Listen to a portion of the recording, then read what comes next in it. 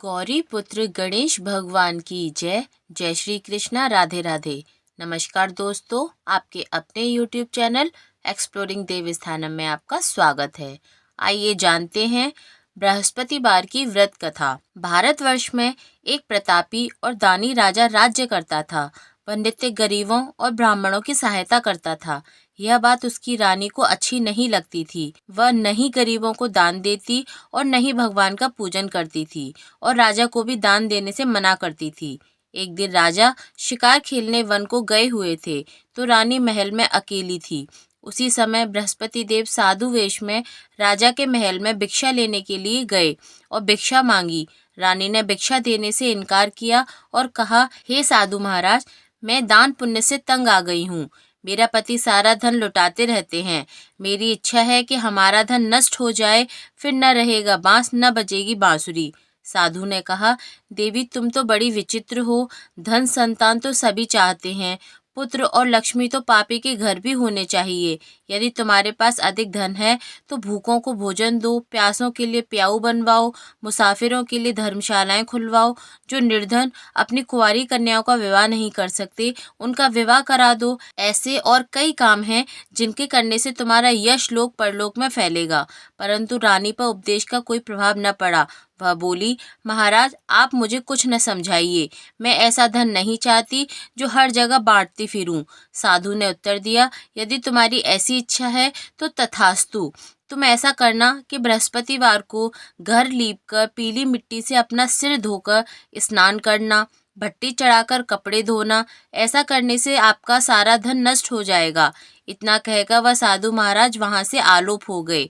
साधु के अनुसार कई बातों को पूरा करते रानी को केवल 3 बृहस्पतिवार ही बीते थे कि वह उसकी समस्त धन संपत्ति नष्ट हो गई। भोजन के लिए राजा का परिवार तरसने लगा। तब एक दिन राजा ने रानी से बोला कि हे रानी, तुम यहीं रहो, मैं दूसरे देश को जाता हूँ, क्योंकि यहाँ पर सभी लोग मुझे जानते हैं, इसलिए मैं कोई छोटा कार्य नहीं कर सकता। ऐसा कहकर राजा परदेश चला गया। वहाँ वह जंगल से लकड़ी काट कर लाता और शहर में बेचता। इस तरह वह अपना जीवन व्यतीत करने लगा। इधर राजा के परदेश जाते ही रानी और दासी दुखी रहने लगी। एक बार जब रानी और दासी को 7 दिन तक बिना भोजन के रहना पड़ा तो रानी ने अपनी दासी से कहा, हे दासी, पास ही के नगर में मेरी बहन रहती है, वह बड़ी धनवान है। तू उसके पास जा और कुछ ले आ ताकि थोड़ी बहुत गुजर बसर हो जाए। दासी रानी की बहन के पास गई। उस दिन गुरुवार था और रानी की बहन उस समय बृहस्पतिवार व्रत की कथा सुन रही थी। दासी ने रानी की बहन को अपनी रानी का संदेश दिया, लेकिन रानी की बड़ी बहन ने कोई उत्तर नहीं दिया। जब दासी को रानी की बहन से कोई उत्तर नहीं मिला तो वह बहुत दुखी हुई और उसे क्रोध भी आया। दासी ने वापस आकर रानी को सारी बात बता दी। सुनकर रानी ने अपने भाग्य को कोसा।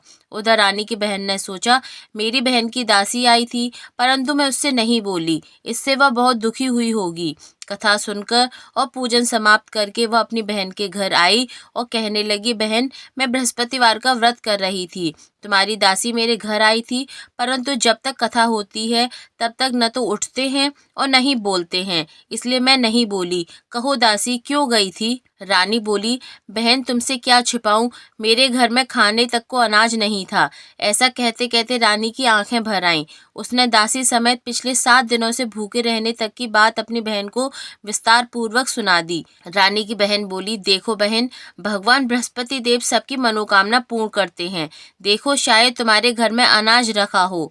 पहले तो रानी को विश्वास नहीं हुआ, पर बहन के आग्रह करने पर उसने अपनी दासी को अंदर भेजा तो उसे सचमुच अनाज से भरा एक घड़ा मिला। वह देखकर रानी को बड़ी हैरानी हुई। दासी रानी से कहने लगी, हे रानी, जब हमको भोजन नहीं मिलता तो हम व्रत ही तो करते हैं, इसलिए क्यों न इनसे व्रत और कथा की विधि पूछ ली जाए ताकि हम भी व्रत कर सकें। तब रानी ने अपनी बहन से बृहस्पतिवार व्रत के बारे में पूछा। उसकी बहन ने बताया, बृहस्पतिवार के व्रत में चने की दाल और मुनक्का से विष्णु भगवान का केले की जड़ में पूजन करें तथा दीपक जलाएं, व्रत कथा सुने और पीला भोजन ही करें, इससे बृहस्पति देव प्रसन्न होते हैं। व्रत और पूजन विधि बताकर रानी की बहन अपने घर को लौट आई। 7 दिन के बाद जब गुरुवार आया तो रानी और दासी ने व्रत रखा। घुड़साल में जाकर चना और गुड़ लेकर आई, फिर उससे केले की जड़ तथा विष्णु भगवान का पूजन किया। अब पीला भोजन कहाँ से आए, इस बात को लेकर दोनों बहुत दुखी थे। चूंकि उन्होंने व्रत रखा था, इसलिए बृहस्पति देव उनसे प्रसन्न थे। इसलिए वे एक साधारण व्यक्ति का रूप धारण कर 2 थालों में सुंदर पीला भोजन दासी को दे गए। भोजन पाकर दासी प्रसन्न हुई और फिर रानी के साथ मिलकर भोजन ग्रहण किया। उसके बाद वे सभी गुरुवार को व्रत और पूजन करने लगे।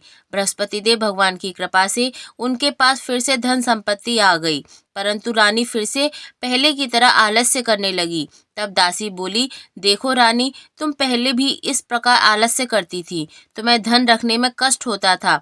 इन सभी कारण से धन नष्ट हो गया और अब जब भगवान बृहस्पति देव की कृपा से धन मिला है तो तुम्हें फिर से आलस्य हो रहा है।